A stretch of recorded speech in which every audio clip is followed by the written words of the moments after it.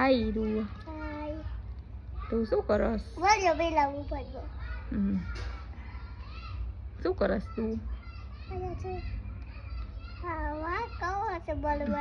બહારનો ભાગ ખાવો અમારે હીરુને જો બહારનો ભાગ ખાવો હે અને અમારે મીત ગયો હે સ્કૂલે એટલે અમારી હીરવા એકલી છે એટલે એને તો નિશાળ તો હા અમારે મીત ગયો હે નિશાળે એટલે અમારી હીરવા અત્યારે એકલી હોય કંઈક કોઈ કે તો ખરી તું